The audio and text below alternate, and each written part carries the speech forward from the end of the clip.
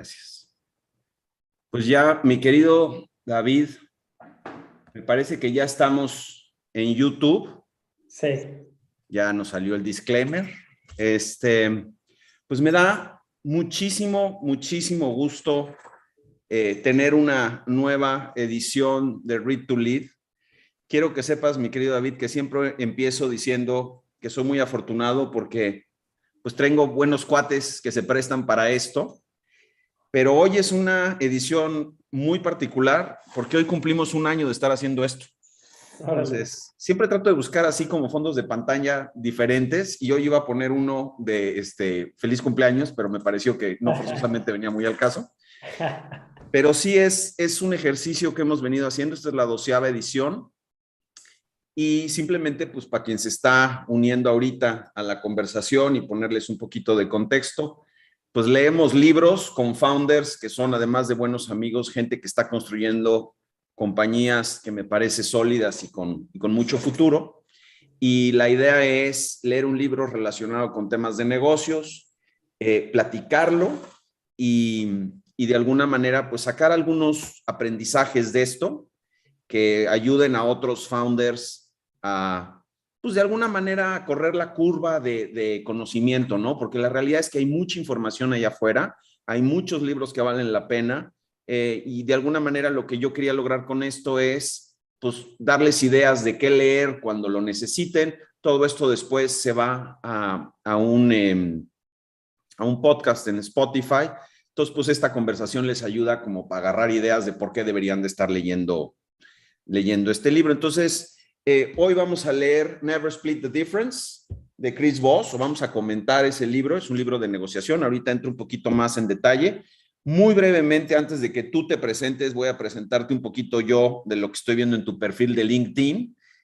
Un emprendedor serial, ya llevas varios emprendimientos. Hoy en día eres el co-founder y CEO de Digit México, ya llevas pues, 3 años, ya casi 4 ahí en la lucha.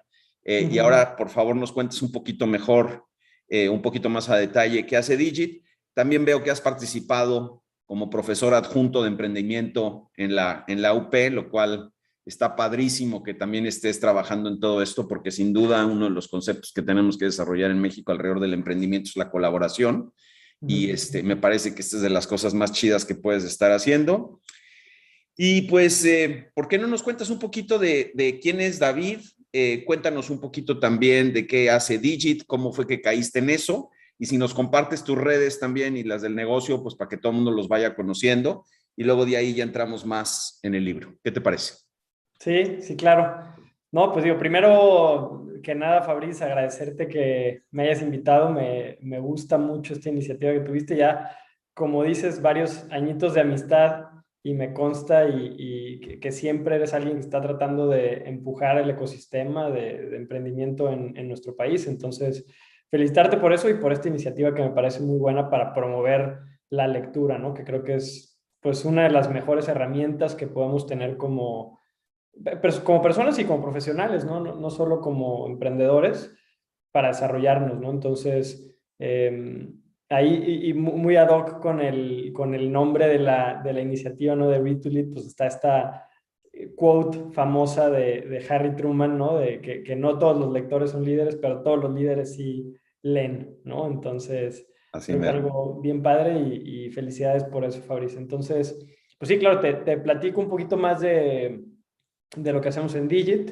Estamos construyendo un ecosistema de bienestar financiero para Latinoamérica. Nosotros nos dimos cuenta de que tristemente en México y en la mayoría de los países en Latinoamérica, las personas que ya son parte del sistema financiero, pues la verdad es que acceden a condiciones bastante eficientes en cuanto a tasas de interés, comisiones, tenemos sistemas bancarios muy deficientes, entonces creíamos que había una mejor manera de hacer las cosas. Fundamos Digit con esa idea y comenzamos por ayudar a estas personas a salir de deuda, ¿no? Entonces veíamos como uno de los problemas más urgentes por resolver, ¿no? Personas atrapadas en tasas de interés del 70 al 150% anual en nuestro país, que se habían vuelto esclavos de sus créditos, de sus tarjetas de crédito, por ejemplo. Entonces en Digit lo que hacemos es refinanciar ese tipo de deudas con tasas de interés mucho más bajas, todo a través de un proceso en línea, pagamos esas deudas y después las personas nos pagan a nosotros ya en mensualidades fijas, plazos fijos, sin comisiones adicionales, a través de un proceso mucho más ágil, transparente, ¿no? Entonces, eso es lo que hemos venido haciendo. Tenemos ya operando desde 2019. Hemos ayudado a casi 4,000 personas a eliminar casi 100 millones de pesos en deuda de tarjeta de crédito.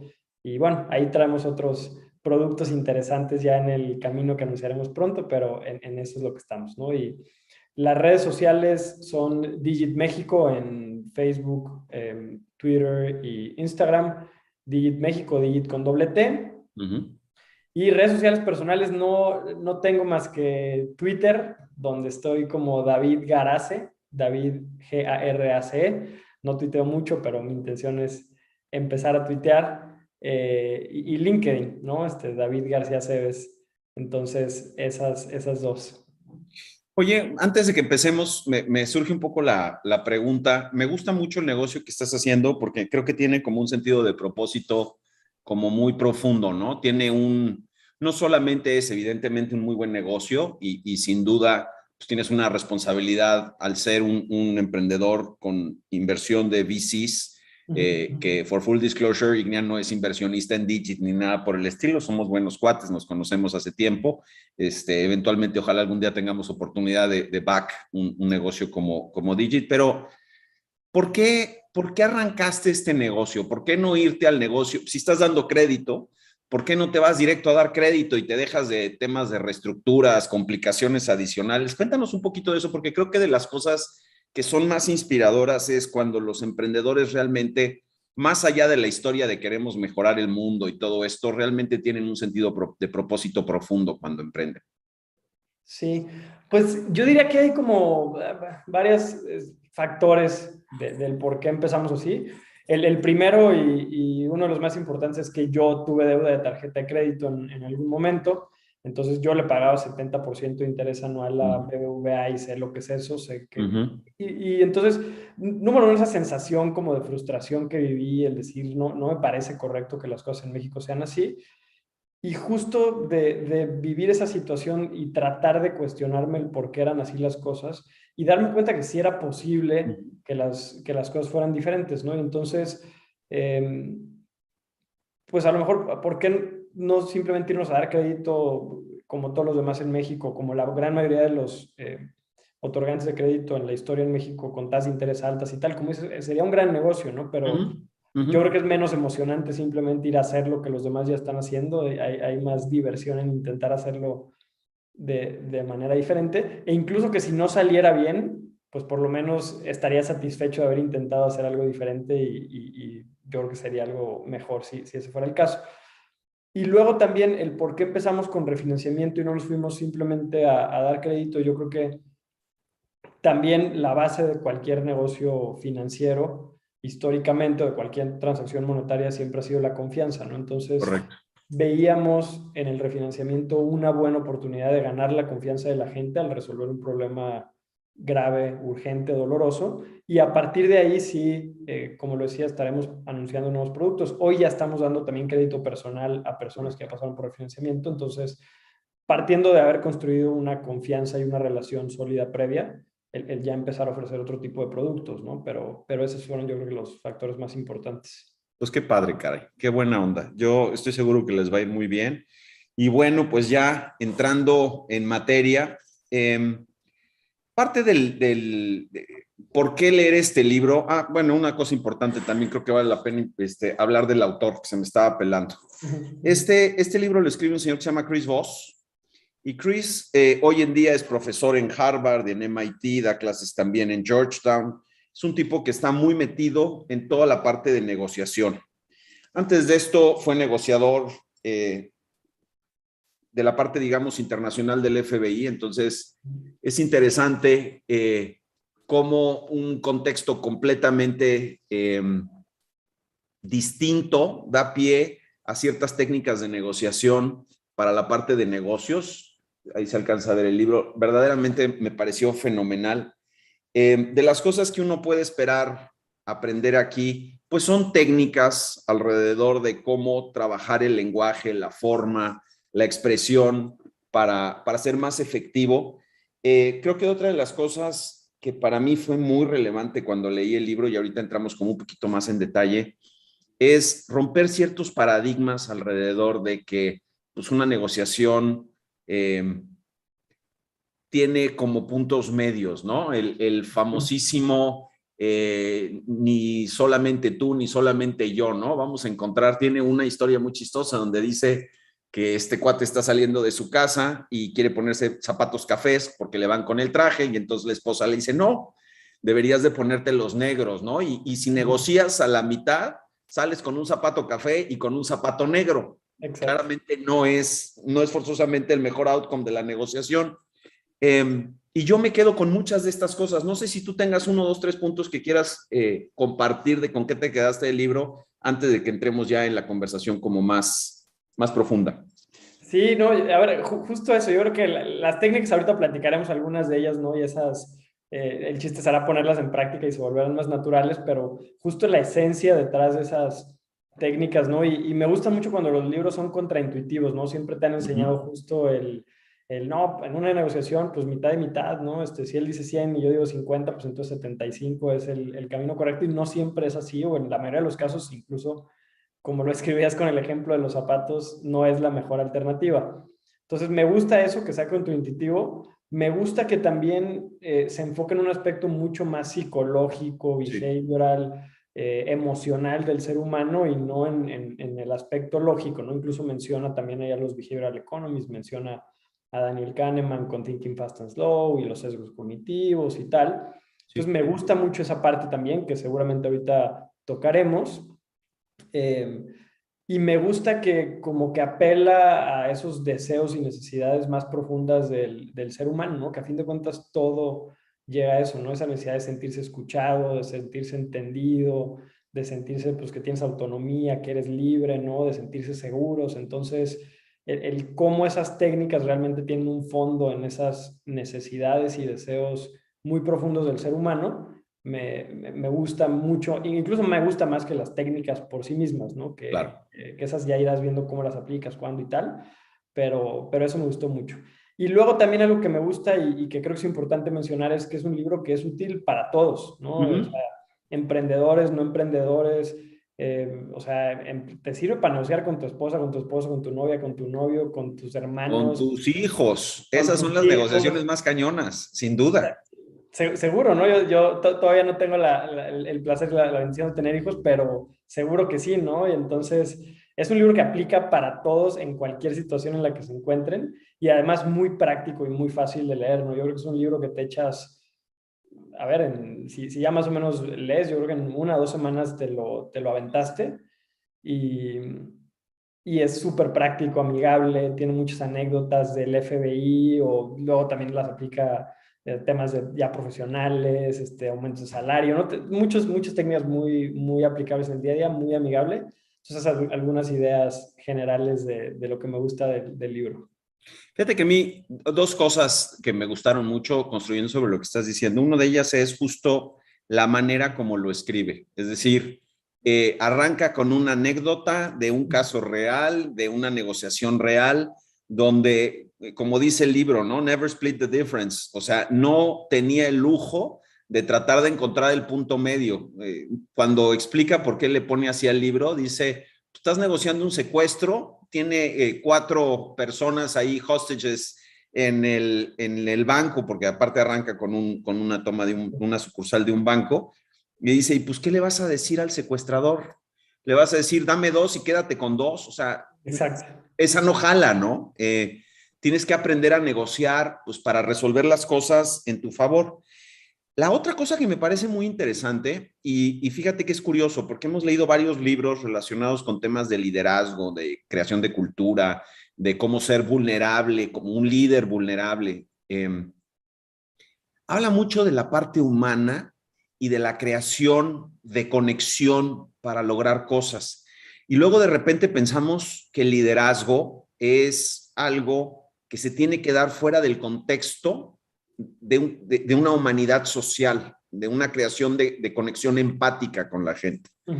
Y el libro habla justamente de herramientas para lograr conectar con la contraparte de forma diferente, ¿no? Para humanizarte, para quitarle ese grado de antagonía. Una de las cosas que me encantó del libro es que dice, tú en realidad, el problema no es la contraparte, el problema es la situación.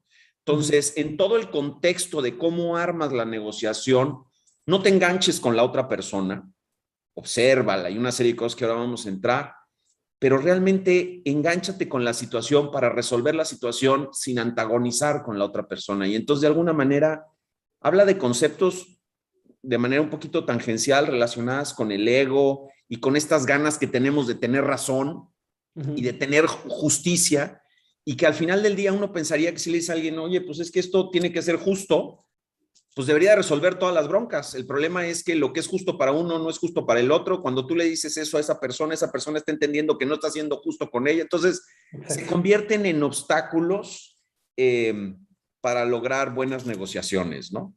Sí, no, y creo que algo bien importante ahí que vale la pena aclarar y que menciona el libro es, o sea, y para la gente a lo mejor que nos escuche, no es un libro en el que van a encontrar cómo despelucar a la otra parte, o sea, tú sentir que arrollaste en la negociación, que tú te llevaste todo y que la otra parte no se llevó nada, sino más bien habla de negociaciones, creo que la frase que usa es relationship affirming way, o sea, una Exacto. manera en la que afirme o fortalezca la relación con la contraparte.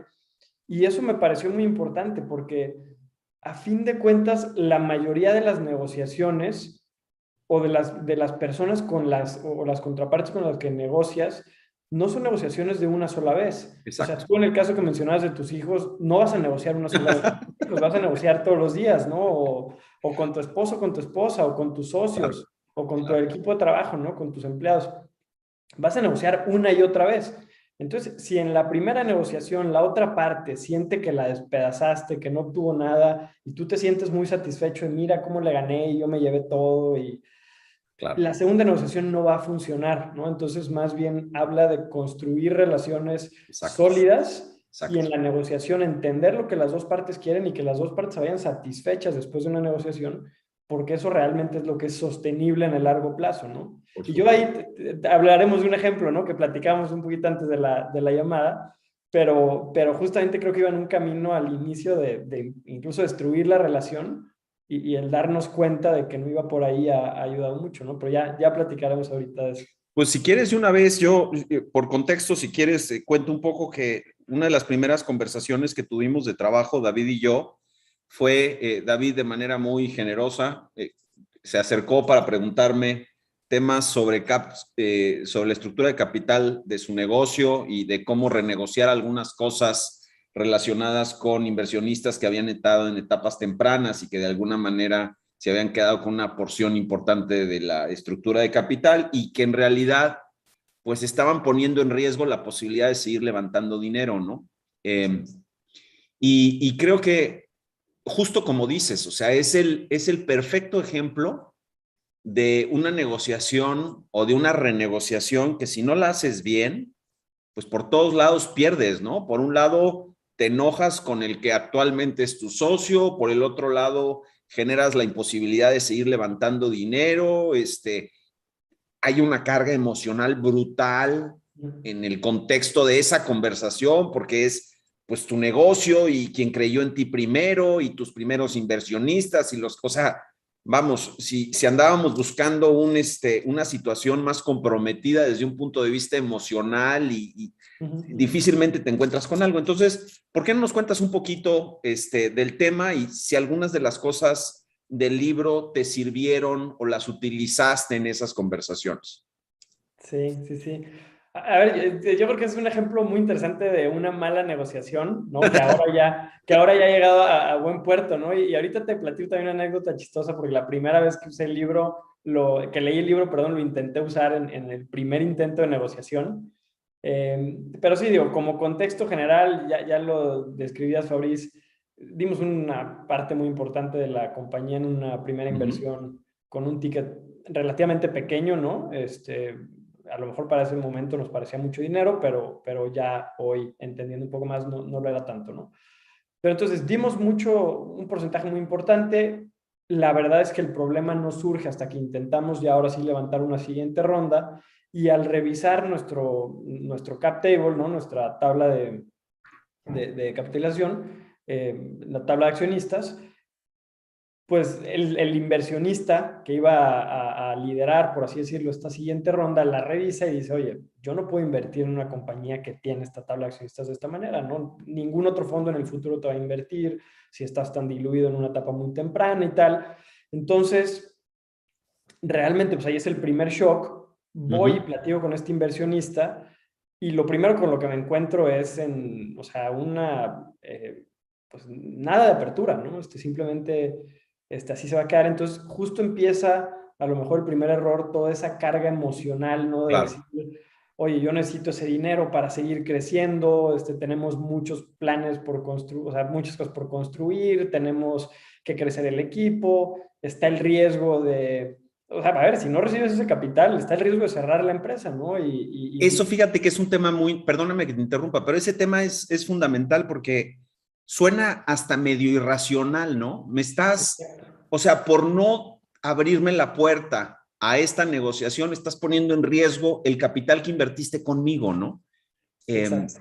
es interesante porque pensarías pues, que todo mundo es racional y ahorita hablamos del concepto de racionalidad, pero en este caso una persona que te dice, no, no estoy abierto a esto, pues te estás haciendo un daño, compadre, ¿no?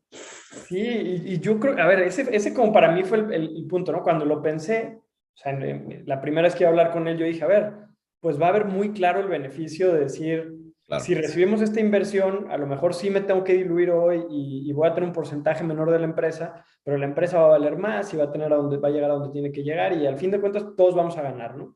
En el caso contrario, si no accedo, pues hay el riesgo de que mi inversión se convierta en cero, ¿no? Claro. Entonces puedes seguir teniendo el 99% de cero es cero, ¿no? O puedes tener el 10% de 100 es 10. Entonces, pues, Exacto. ¿no? Entonces, ese era como, y yo creo que ese fue a lo mejor uno de los primeros errores que el libro muy bien, o sea, apunta el no acercarte a una negociación justo con un approach lógico o puramente lógico, ¿no? Porque mi idea fue esa, numérica, pues a ver si hace sentido, tal, tu inversión, si cerramos esta ronda ya vas a traer tanto X de retorno, entonces pues obviamente te conviene y va a ser una super inversión incluso si te diluyes, ¿no? Entonces yo tenía preparados todos mis números, pero yo creo que el primer error fue ese, ¿no? El ver la negociación puramente desde un approach lógico, puramente además desde mi perspectiva, ¿no? O sea, Correcto. desde mi perspectiva hacía sentido estos números y esperando que la contraparte simplemente comprara mi lógica y que Claro. la diera como correcta y como la única alternativa correcta y obvia, ¿no? Entonces, Correcto. cuando te topas con pared, pues entonces empieza toda esa confusión de que por qué no lo puede ver y entonces se convierte en tú demostrar por qué tú estás en lo correcto y él demostrar por qué él está en lo correcto, ¿no? Y entonces ahí fue donde ya no lleva a ningún lugar, hubo todo lo que mencionabas, ¿no? Una carga emocional fuerte, nos llegamos a colgar el teléfono, o sea, él a mí, yo a él, la verdad es que bastante mal en ese momento, pero justo yo creo que lo que empiezas a ver es que, y volviendo al punto que mencioné anteriormente, no conviene el destruir una relación, porque a fin de cuentas, pues somos socios, ¿no? Y a fin de Claro. cuentas vamos a seguirlo siendo. Entonces, tenemos que encontrar la manera de arreglar esto y tal. Luego, complementando el error, porque me decías que si el libro me había funcionado, y me acuerdo que en una primera vez me compré el libro, lo leí, y casi, o sea, bueno, no casi, con el libro al lado, me fui casi técnica por técnica, escribiendo mi guión de lo que le iba a decir en la negociación. Eh, Todas las frases que yo tenía estaban pensadas con el libro, o sea, casi repliqué preguntas que te dice que hicieras y tal. Y la negociación fue un desastre. O sea, un desastre siguiendo literal el libro técnica por técnica, pero lo que me di cuenta es que puedes replicar todas las técnicas que describe en el libro, pero si no crees realmente en la esencia y si lo que no te importa es la esencia de lo que el libro dice, ¿no? Que es lo que ya mencionábamos, de escuchar a la otra parte, de entender cuáles son las motivaciones, de hablar menos y escuchar más para entender qué es lo que es importante para la contraparte. Entonces, eso fue lo que me pasó, ¿no? Porque lo primero, o sea, yo llegué directo a las técnicas y me fui, que al labeling y al mirroring y a todas las que está, bueno, no todas las que menciona ahí, casi una por una, literal, pero en cuanto otra vez me topé con pared, ¡pum!, otra vez explotó y las técnicas se fueron o sea, se me olvidaron las técnicas y otra vez entramos en confrontación, ¿no? Correcto. Entonces, ahora conforme ya ha pasado el tiempo, ya el approach ha sido muy distinto por las dos partes, creo que hemos aprendido a entendernos, creo que justo los dos hemos llegado a entender que es lo mejor para la empresa lo mejor para las dos partes, más bien que la empresa siga adelante y que sigamos Claro. creciendo inversión y tal. Y entonces ahora las conversaciones han sido mucho más fluidas por las dos partes. Y luego también creo que ha sido ya el alejarnos de esa confrontación y volvernos parte del mismo equipo, ¿no? Incluso desde para la ronda, tomarlo en cuenta, avisarle cómo vamos, el preguntarle, ¿no? El ofrecerse a ayudarnos con algunas cosas. O sea, ya ahora sí ya no estamos del otro lado, ¿no? Sino ahora somos los dos, tenemos que resolver, como tú dijiste, no es él contra mí, sino somos los dos contra esta situación que tenemos en medio, cómo la Correcto. arreglamos. Y yo creo que eso ha sido lo más importante que hemos aprendido del libro, ¿no? Y lo que aprendí mucho es, las técnicas por sí solas no sirven si no estás realmente aplicando y crees y confías en el fondo detrás de esas técnicas, ¿no? Entonces eso fue una experiencia que ha sido muy, muy enriquecedora definitivamente. Fíjate que creo que uno de los paradigmas, no sé si son o sea, no sé si la palabra paradigma realmente lo describe, pero una de las barreras más grandes que yo me encontré al leer el libro de poder aplicar esta metodología es, hay una creencia, yo estoy a punto de cumplir 50 años, entonces ya hay una serie de repeticiones en mis surcos cerebrales muy profundos alrededor de todo esto, de que, de que cuando estás negociando algo, como dices tú vienes de un lugar, digamos, de honestidad y entonces la otra persona lo tiene que entender de esa forma, ¿no? Pero lo primero, el primer gran error es no saber con quién te estás sentando a negociar y qué tipo de personalidad tiene, ¿no? Claro. El libro te habla mucho de que hay negociadores que son analíticos, hay otros que son acomodadores o que quieren dar gusto, y hay otros que son asertivos. Y cada uno de ellos tiene conceptos de tiempo diferentes, tiene respuestas distintas, le llegas de forma diferente y de hecho el libro te va dando ideas de cómo llegarle a cada uno de ellos. El que yo llegue con la idea de que estoy tratando de poner en la mesa algo justo, lo único que genera es mi poca habilidad para escuchar lo que la otra persona me está diciendo, las pistas que me está dando de cómo es, de qué es justo para él y todo esto. Y entonces, pues ahora sí que pongo más duro los talones en el piso para no moverme de mi posición, ¿no? Y teniendo un poco en cuenta todo esto, y justo como decías, ¿no? Yo llegué con todo mi approach como muy analítico, muy claro, muy todo esto. ¿Qué harías diferente en este caso? O sea, si tuvieras la oportunidad de volver a estar en ese lugar otra vez, ya ahorita un poco habiéndolo vivido, ¿qué hubieras hecho distinto? Pues yo creo que lo primero, o sea, partiría de plantear una situación y no de plantear que el problema está, o sea, me fui directo a plantear que el problema era el porcentaje Correcto. de ownership que tenía este inversionista, ¿no? Entonces, lo convertía a él en el problema, ¿no? Porque, Exacto. sí, a ver, el inversionista era un Me fondo. estorbas. Exacto, ¿no? Entonces, o sea, tú eres el problema, por ti no podemos levantar capital, si no Claro. lo arreglamos todo, o sea, pues estás mandando el valor de la empresa a cero, si no lo arreglamos y tal. Pero no, a ver, el problema era, a fin de cuentas, había una situación en la que el porcentaje de ilusión de los founders de la compañía era menor al estándar de la etapa en la que estábamos. Eso te vuelve poco atractivo para otros inversionistas. Y entonces a lo mejor yo primero partiría de eso, fíjate, me estoy enfrentando con esta situación y el hacer muchas más preguntas antes que plantear toda mi lógica, ¿no? Lo que decías, entender a la otra parte, entender sus motivaciones, entender las restricciones. Hay un punto bien importante que también menciona el libro, no me acuerdo en qué capítulo en alguno de los últimos capítulos en el que menciona que creo que es en el que habla de la ejecución, creo que es en ese, pero lo que menciona es que justo lo decías, a ver, suena como algo muy irracional el que no acepten, o sea, algo que pareciera, o sea, cuando tú ves a una contraparte que está actuando completamente irracional, la mayoría de la gente no es irracional, entonces cuando ves algo así, o sea, irracional en el momento de la situación, tienes que entender cuál es la restricción, la motivación o lo que lo está llevando a actuar de esa forma, ¿no? Entonces, yo creo que me faltó hacer muchas preguntas de decir, a ver, a ver, o sea, qué restricciones tienes con tus LPs, cómo se los tendrías que plantear Claro. para que no sea algo que se viera mal para ti, hacerlo parte de la solución, a ver cómo crees que podríamos arreglarlo, pero separarlo a él del problema, sino el problema está acá y entre los dos tenemos que resolverlo.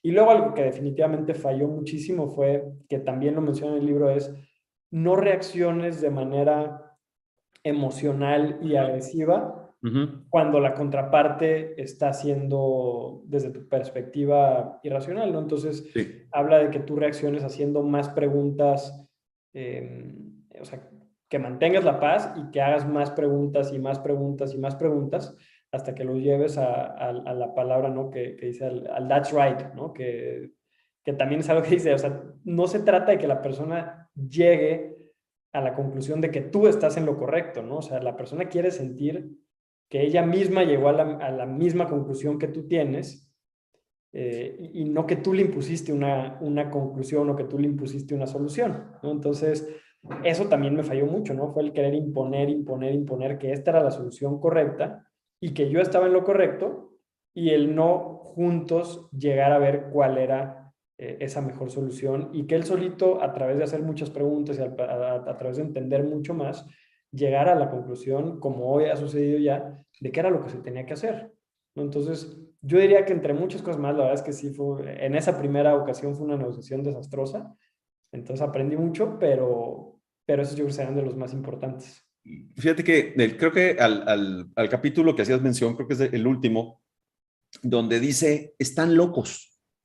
Y entonces, están locos, pues tiene que ver, por ejemplo, en el contexto de vida de este hombre, que, by the way, ya no dije al final, pero que ahora es consultor de negociación y tiene una escuela se llama The Black Swan Group y etcétera. Cuando habla, por ejemplo, de la gente que se explota, o sea, que, literalmente, no que se explota laboralmente, sino que cabú, pues están locos.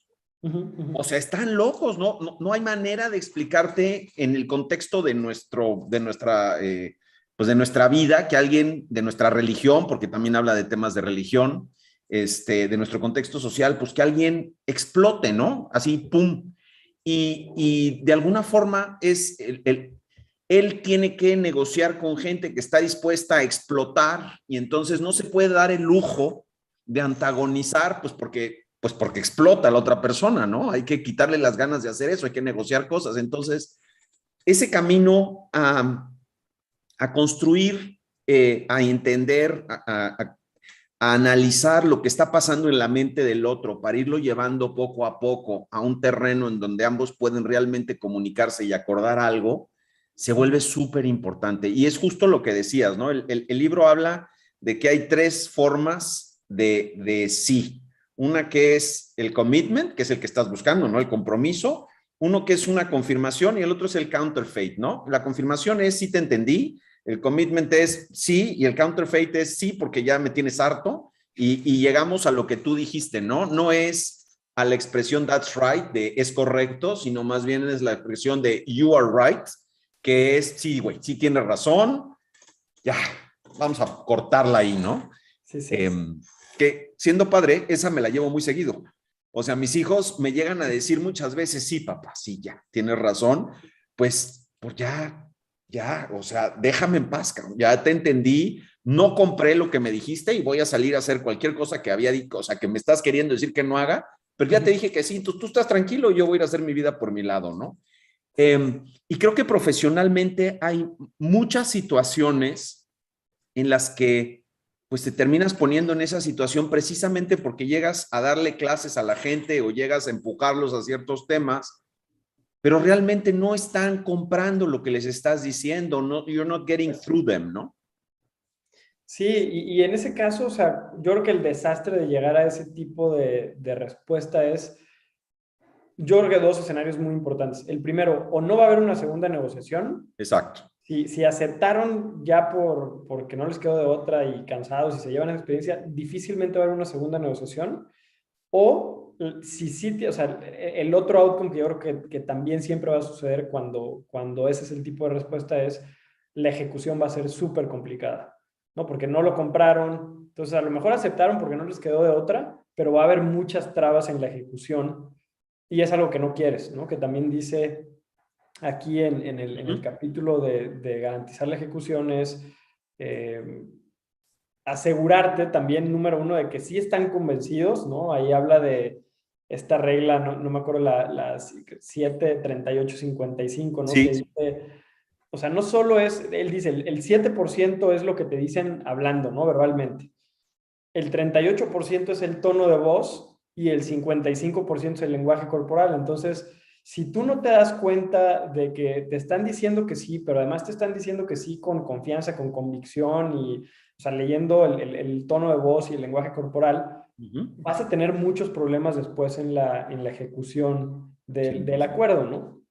Y justo también en ese mismo capítulo habla de reafirmar 3 veces el acuerdo a través de hacer preguntas de las que él le llama preguntas calibradas, ¿no? Preguntas básicamente abiertas en el que haces que la persona hable más, preguntas que comúnmente empiezan con cómo y qué, ¿no?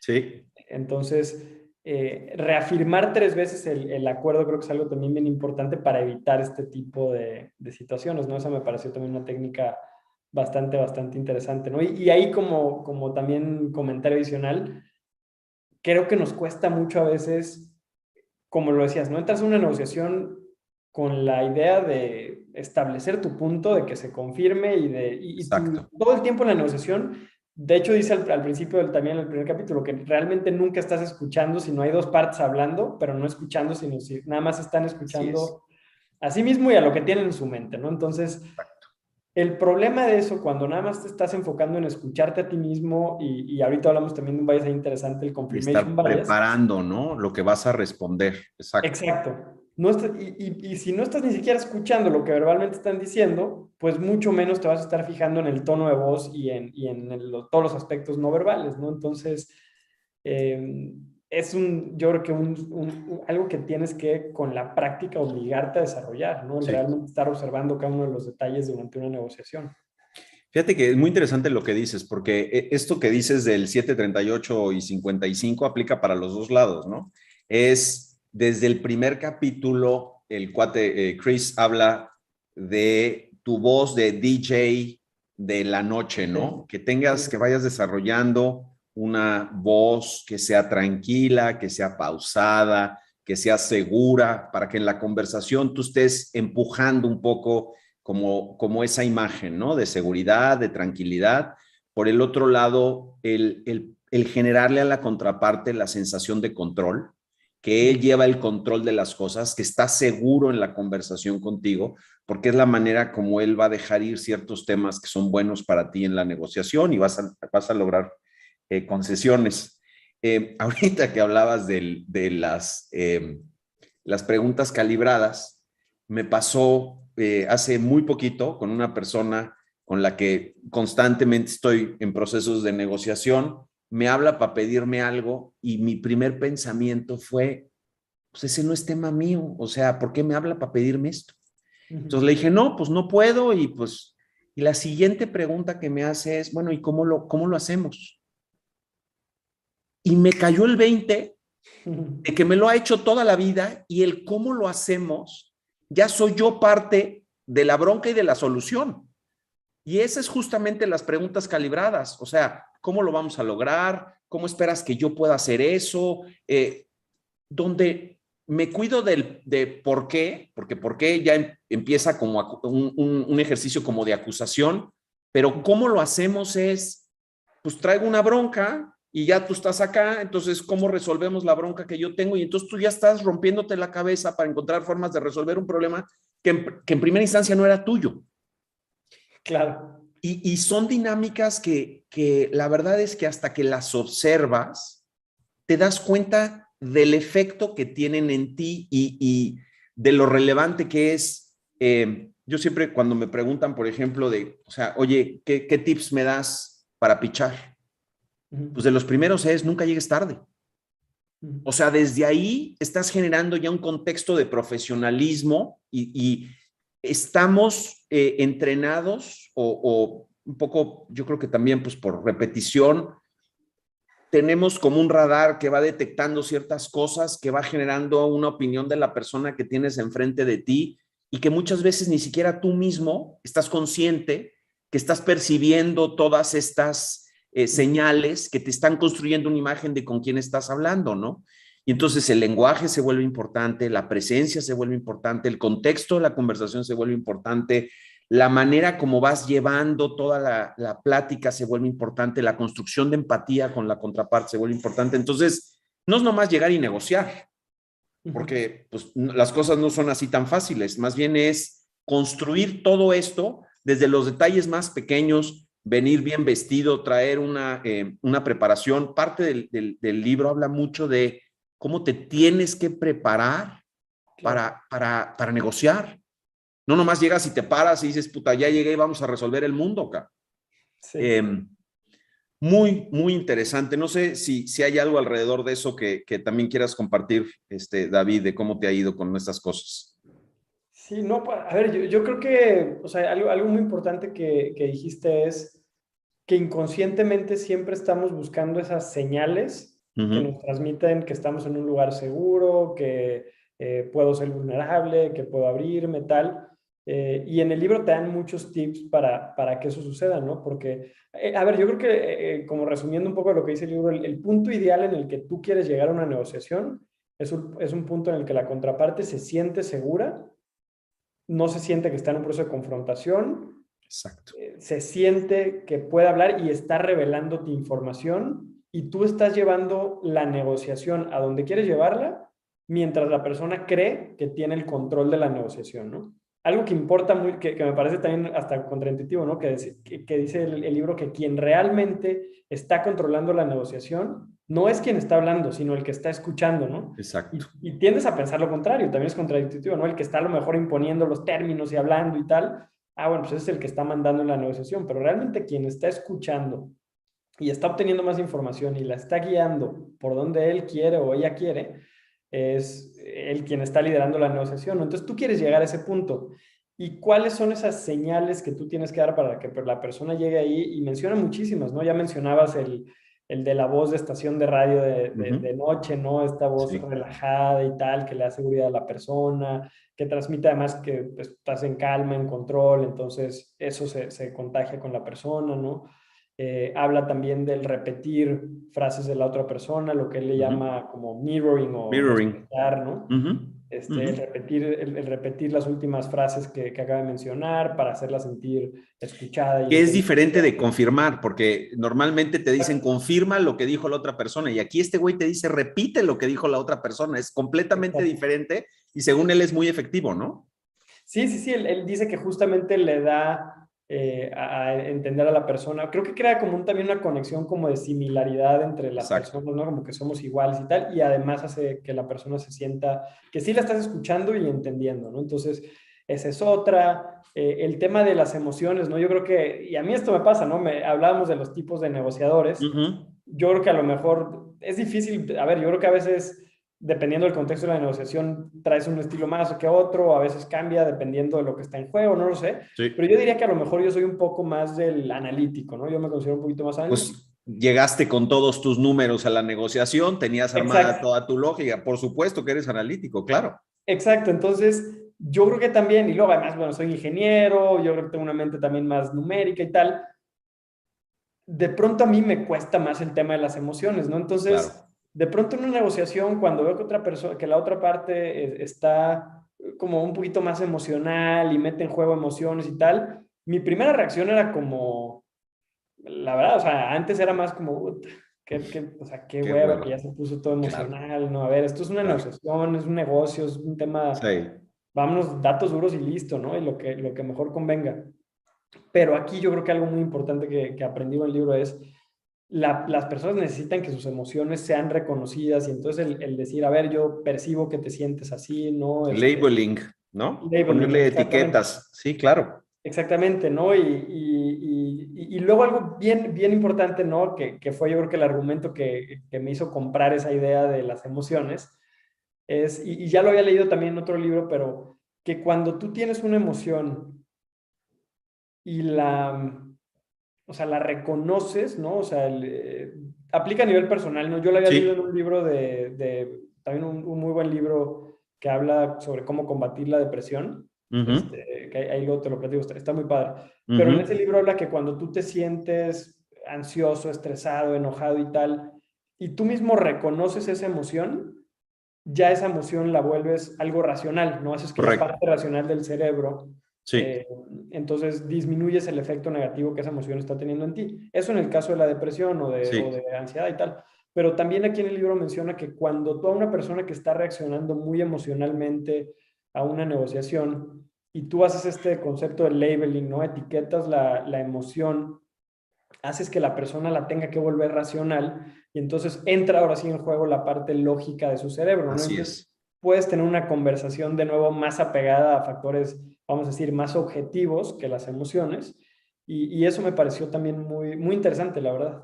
Súper. Fíjate que ahorita estabas hablando de esto y de las cosas que también me vinieron a la mente es cuando vamos a una conversación de este estilo, también por lo mismo de que llegamos con una idea de por dónde se van a dar las cosas, estamos buscando que la contraparte nos diga que sí y le tenemos pánico al no. Sí, Y lo que él dice es, oye, la negociación arranca con el no, con el sí no arrancas ninguna negociación.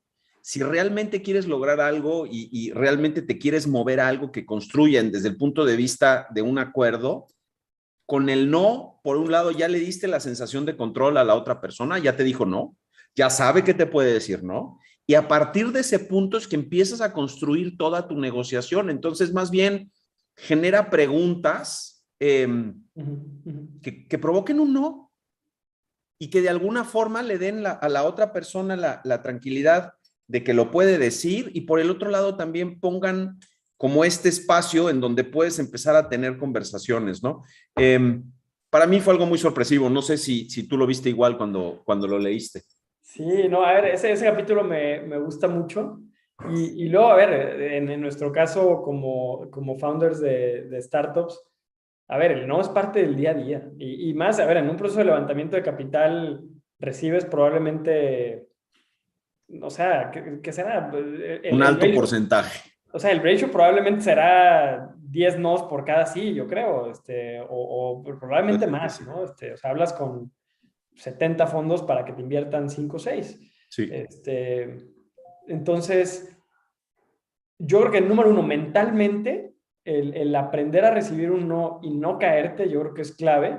sin duda. Y este framework que él da para, o sea, recibir un no y no verlo como algo malo, sino verlo como el inicio apenas de la negociación, creo que es algo bien importante, como lo digo, a nivel como de fortaleza mental y de volverte más resistente a recibir el no. Pero lo que dijiste yo creo que es muy importante, ¿no? El darle o sea, la gente ya se siente segura porque, a ver, ya te dije que no, entonces ahora sí puedo empezar a revelarte información.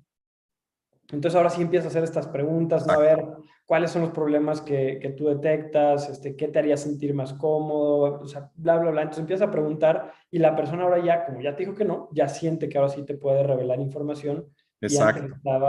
antes estaba a la defensiva, ¿no? No puedo decir nada porque no he dicho nada, ¿no? Y luego ahí tienen también una tactiquita muy sencilla, pero esa sí la he aplicado.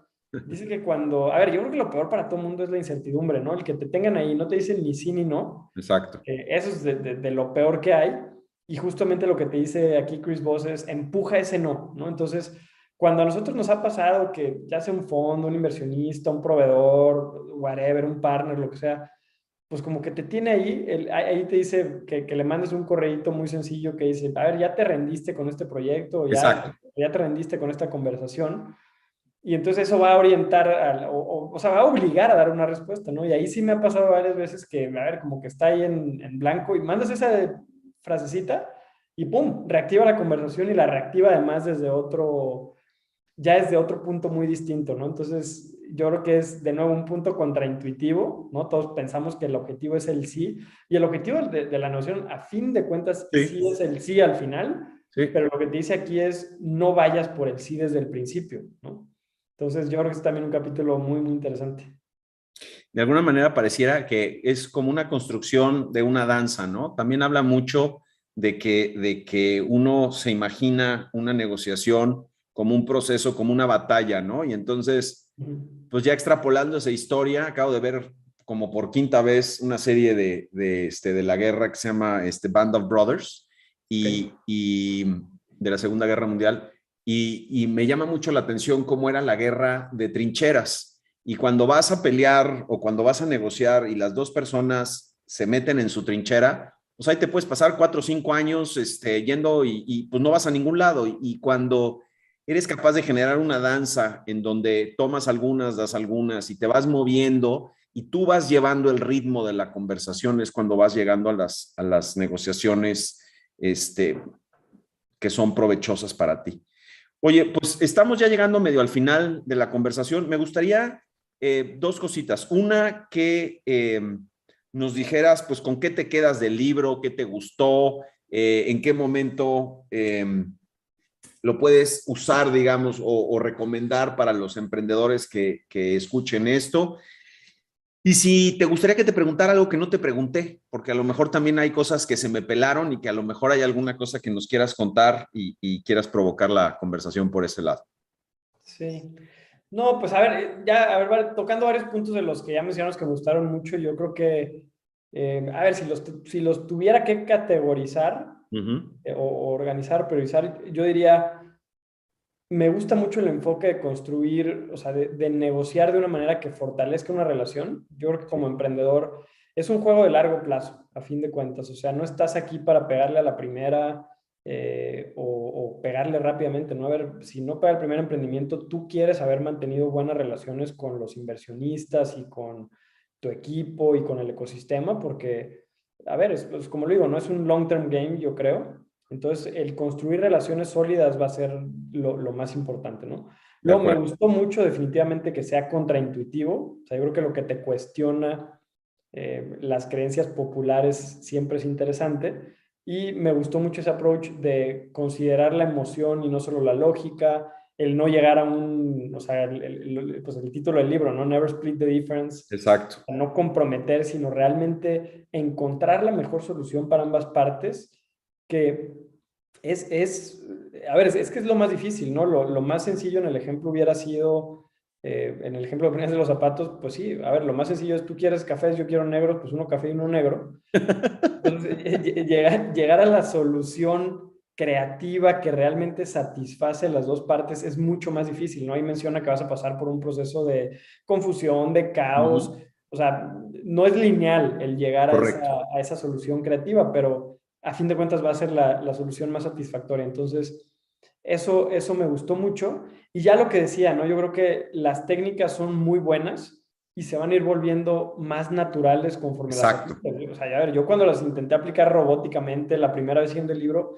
fue bastante malo, ¿no? Pero conforme vas entendiendo el fondo detrás de esas técnicas y a lo que apelan en las personas, a esas Ujú. necesidades mucho más profundas, después esas técnicas sí se van volviendo naturales, ¿no? Porque también se vuelven genuinas en ti, o sea, no se vuelve Sí, parte de un guión, sino tú realmente ahora ya tu approach a una negociación es, llego con más ganas de escuchar y de aprender y con verdadera curiosidad sobre lo que el otro quiere y necesita y está buscando y no llego queriendo imponer y me vuelvo mucho más observador durante la conversación y entonces eso también me gustó mucho, ¿no? El estar viendo mucho más allá de lo que la otra persona te dice, correcto. o sea, verbalmente.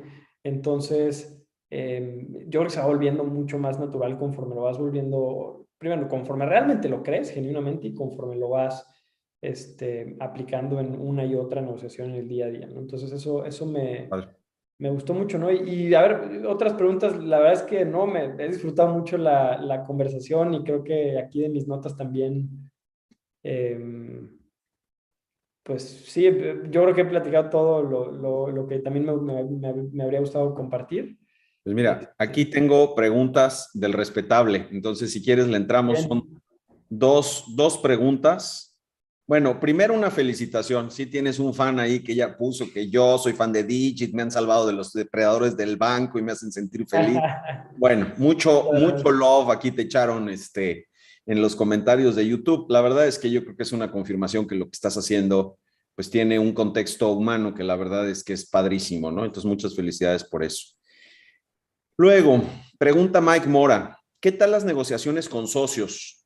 ¿Alguna anécdota que puedas compartir junto con tus aprendizajes? Pues, a ver, yo creo que con los socios, con los socios, o sea, me imagino que se refieren con mi co-founder, con Manuel.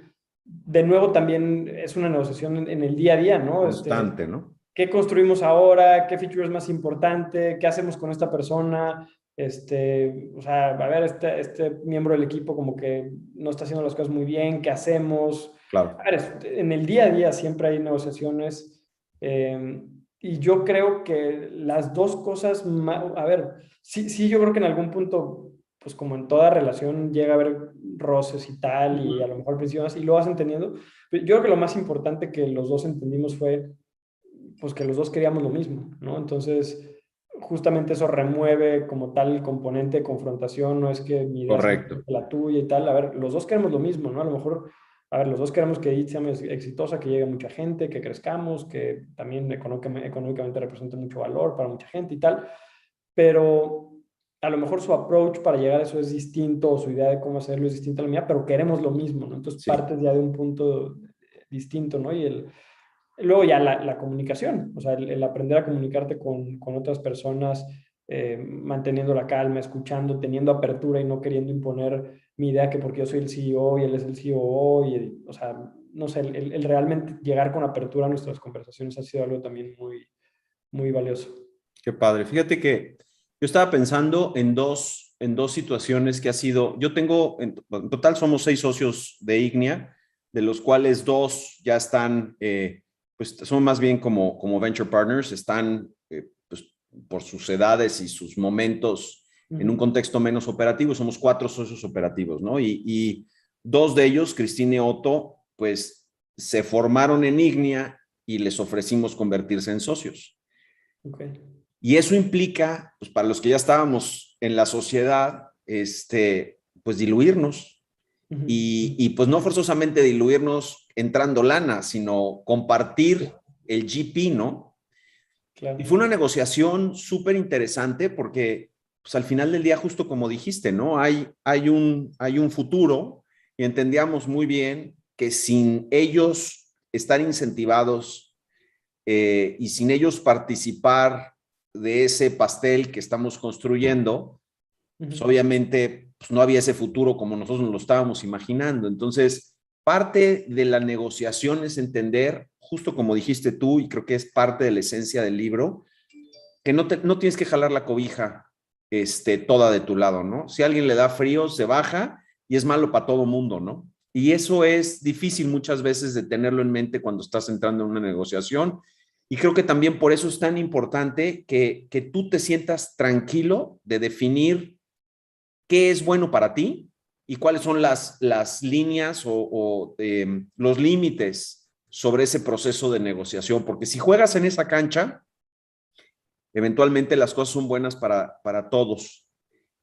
Otra historia muy similar, bueno, no muy similar, pero que también fue algo así como un aha moment fue, tuvimos una discusión muy fuerte entre socios, donde mi reacción fue, híjole, pues we will have to agree to disagree.